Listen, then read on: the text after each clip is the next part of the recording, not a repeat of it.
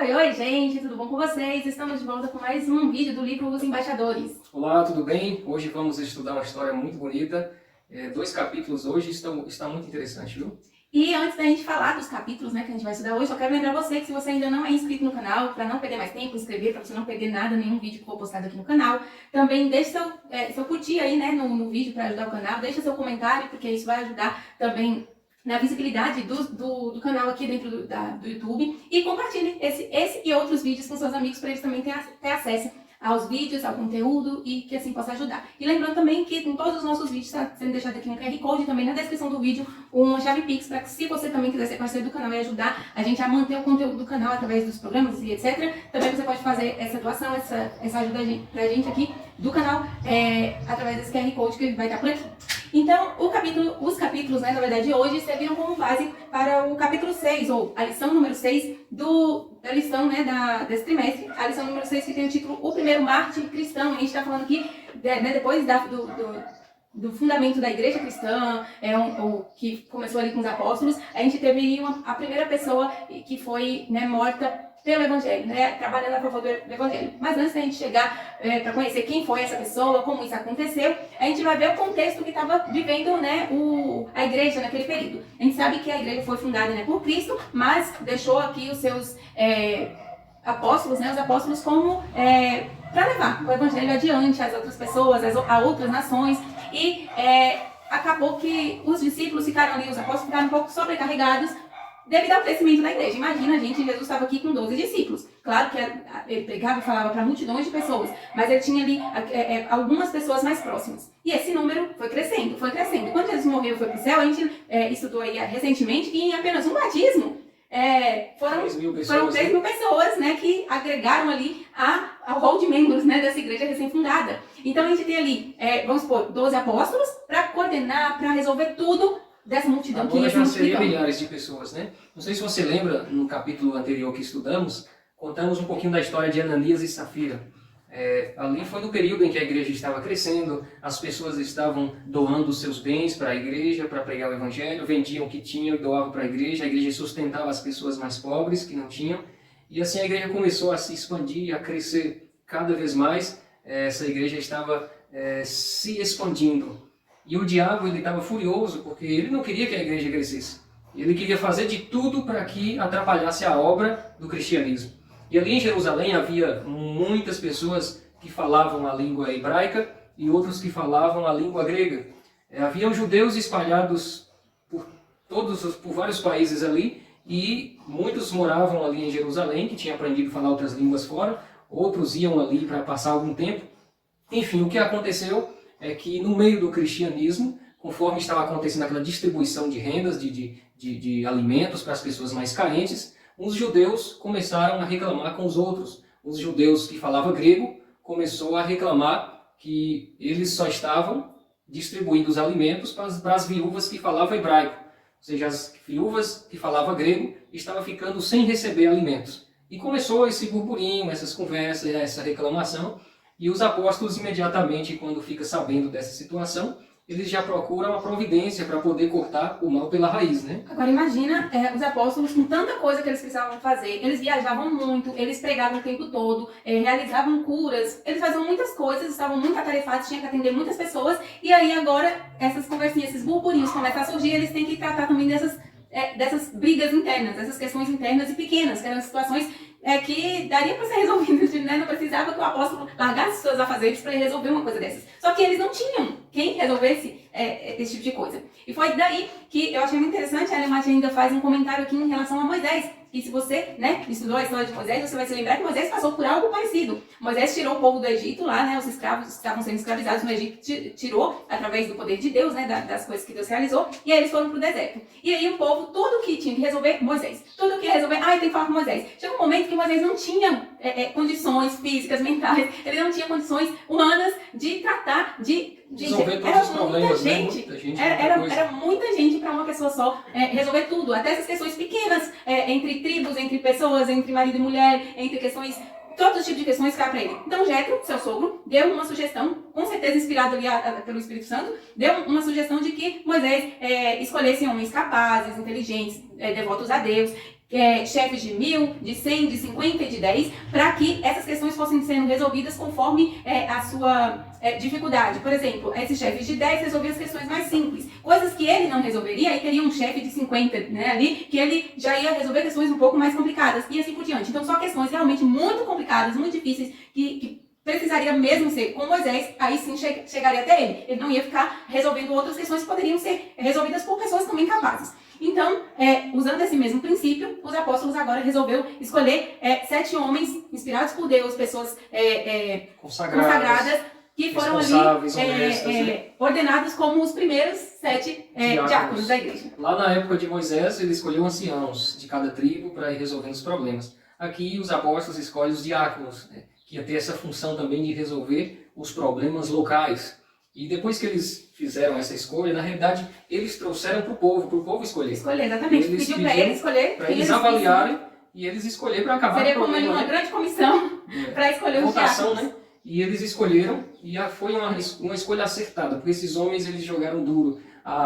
Os problemas acabaram nesse sentido aí, né? E dentre esses homens, a gente tem aqui o personagem que a gente estudou um pouquinho durante essa semana. Vamos falar no que é agora no próximo capítulo, né? Então, a gente nem falou. O capítulo 9, a gente fala um pouquinho aqui sobre a escolha dos 7 diáconos, que foi, a gente viu aqui o porquê dessa escolha, por que eles resolveram fazer a escolha desses homens e como foi feito. Foi através, né, da votação pública ali das pessoas que agora faziam parte da igreja cristã. Esse iniciozinho aí dessa discussão sobre a distribuição dos alimentos, o inimigo estava procurando uma maneira de trazer desunião para a igreja. Exatamente, só que os apóstolos agiram imediatamente e a igreja permaneceu unida. Eles não dividiram, não brigaram. A igreja continuou unida em oração, em um só propósito. Por isso que a igreja expandiu, cresceu e crescia cada vez mais. E as pessoas com fé, ali firmes, na esperança de reencontrar com o Salvador, né? Exatamente. E aí agora a gente chega no capítulo 10, que vai falar sobre esse primeiro mártir cristão, que foi um dos 7 diáconos. E o nome dele era Estevão. Isso aí. Estevão, um dos escolhidos para ser diácono. Há muitas características interessantes nele, né, que a Bíblia faz questão de dizer. É um homem muito sábio, inteligente, eloquente. Ele era uma das pessoas mais capazes que existia dentro do cristianismo na época para convencer pessoas para pregar o evangelho. Ele não perdia um debate para nenhum doutor da lei da época, né? E eu achei interessante porque, a princípio, as pessoas podem imaginar que os apóstolos escolheram esses diáconos para cuidar de questões de divisão de questão de alimento, de resolução de problema e tudo mais, e que os apóstolos estariam à frente da pregação e tudo mais. Mas os diáconos também pregavam, eles também falavam para as pessoas, defendiam a fé. Então, não é porque a função deles específica era a função de resolver questões da igreja que eles não levavam o evangelho para as outras pessoas. Eles também tinham, e assim como você disse, Estevão era muito bom nisso. Ele tinha um oratório muito estudioso, era muito eloquente para falar com as pessoas. Muitas vezes entrava em assuntos polêmicos e difíceis, em praça pública, e as pessoas, sacerdotes, fariseus, que discutiam com ele, acabavam perdendo ali o raciocínio, porque ele acabava convencendo com as suas ideias, né? E isso trazia muito ódio para a classe religiosa, para o poder, para o sistema, né? Eles ficavam muito chateados, ao ponto de um dia prendê-lo e levá-lo para ser interrogado. E foi justamente por causa disso, foi em uma dessas vezes em que ele estava falando e acabava ali contradizendo o que era ensinado pelos líderes religiosos, e ele tinha um poder de palavra, né, de convencimento, que acabava desbancando um pouquinho esses líderes religiosos. Foi num desses momentos que eles decidiram fazer de Estevão um exemplo. Eles acharam que esse movimento de cristãos estava se expandindo como uma praga, estava se alastrando muito rápido. Então eles achavam que ao prender, ao até chegar à questão de matar Estevão, eles iriam de certa forma inibir, as pessoas com medo, deixar as pessoas com medo e inibir esse movimento para que não se expandisse mais. E aí foi num desses momentos que eles estão lá falando, e eu acho muito interessante que conforme eles foram ali debatendo com Estevão, chegou um momento que Estevão começou a falar também algumas verdades para eles, né? Igual Pedro, né? E aí ele chegou para eles e falou, ele falou a questão dele da fé judaica, eles se defenderam, né? Porque eles prenderam ele e aí teve ali um momento de julgamento.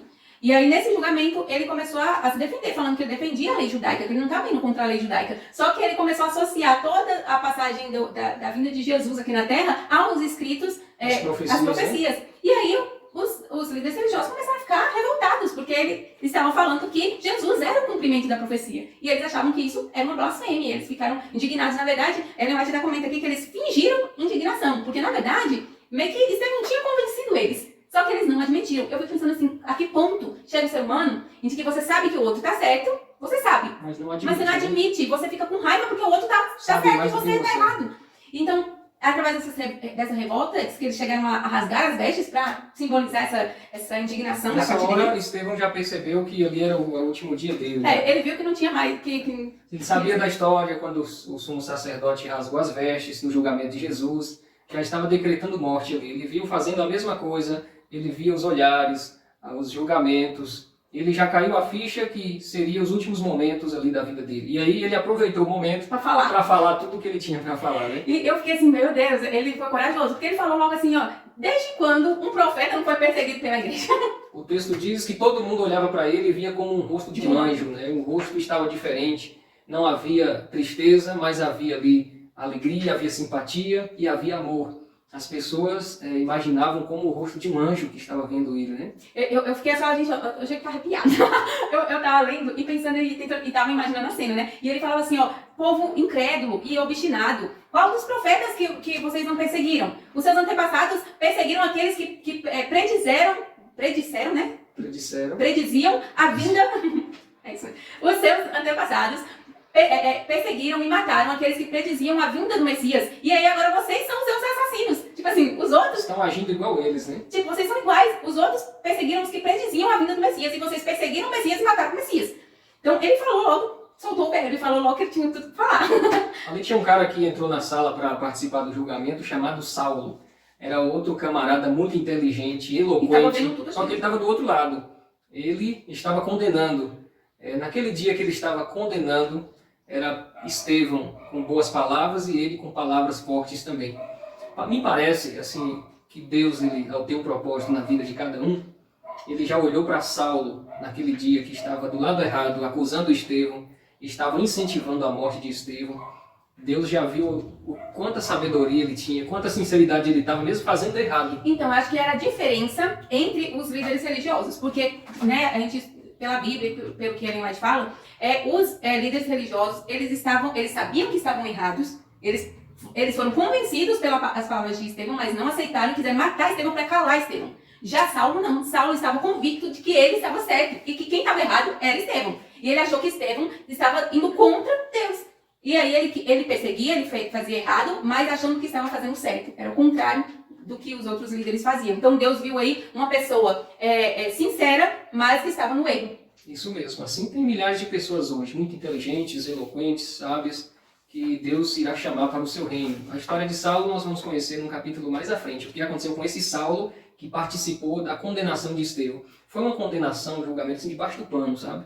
Longe das leis. Foi tudo cobertado. Aí, nesse momento que ele está nesse julgamento, para finalizar aqui o julgamento, que Estevão já percebeu que ele já estava condenado, que não tinha o que fazer, o pessoal já começou rasgou as vestes, já começou a pegar pedras para apedrejá-lo, e aí ele olha para o céu e ele vê, né, Deus mostra para ele em visão ali, Jesus em pé ao lado de Deus, céu aberto, Jesus lá, e ele descreve isso para aquelas pessoas que estão ali na frente, acabou deixando elas mais curiosas ainda, achando que isso era uma blasfêmia também, mas ele estava ali falando, e o interessante é que Ellen White comenta que esse momento, o rosto de Estevão se iluminou enquanto ele estava falando, descrevendo a cena de Jesus ali, em pé ao lado de Deus, e isso tocou o coração de Saulo, mesmo ele não tomando partido e depois ainda continuando perseguindo os cristãos por um tempo, mas isso foi uma semente plantada no coração de Saulo. É como se ele tivesse ficado confuso, né? Tipo assim, como assim a gente condenou alguém que está contra Deus e agora eu percebo Deus na vida dele, né? E as falas, e Estevão fala, Senhor, a ti entrego o meu espírito,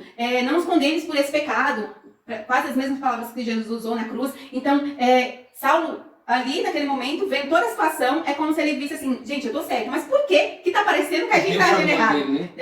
Ele, creio que ficou meio confuso com toda essa situação. Não pode Deus estar comigo, que eu tô certo, e estar com ele também ali, né? Então, isso fez com que o Espírito Santo começasse a incomodar o coração de Saulo e levando ele a situações que a gente vai ver no próximo capítulo. Isso aí. Ele foi morto, apedrejado, e depois os líderes religiosos deu muito dinheiro para os soldados romanos, para os soldados não investigar o que aconteceu com a morte desse rapaz, porque se chegasse aos ouvidos dos romanos, provavelmente Roma ia chegar pesado em cima deles. Porque né? como é que eles condenariam uma pessoa à morte e Sem executaria autorização de Roma. sem autorização de Roma? É como se ele estivesse passando por cima da autoridade de Roma, né? Isso aí, deu muito dinheiro e os soldados não investigaram o caso. Essa é mais uma história bonita e triste do início da igreja de Deus aqui na Terra. Na Bíblia diz que nos últimos dias, antes de Jesus voltar, nós sofreremos grandes perseguições por causa de Jesus, por causa do cristianismo. Que nós sejamos como Estevão, firmes no que acreditamos, com a fé ligada a Deus, que nada nesse mundo conseguirá nos tirar dele. E que mesmo se precisarmos passar pela morte, permanecemos firmes ao lado de Jesus, porque somente assim teremos a nossa chance de viver eternamente com Ele. Amém? Amém. Vamos orar? Vamos orar. Obrigado, Senhor, pelo estudo de hoje. Ajude-nos a permanecer fiéis, assim como os primeiros cristãos eram cheios do Espírito Santo, a ponto de dar a própria vida pela causa. Nos guie sempre nos teus caminhos, sempre defendendo o teu nome, sempre pregando o teu nome e salvando pessoas para o teu reino. Nós te agradecemos e te pedimos em nome de Jesus. Amém. Então é isso, gente. A gente se encontra novamente amanhã através das lições, na próxima semana, para o estudo de mais um capítulo do livro Os Embaixadores. É isso aí. Até o próximo vídeo. Um abraço a todos.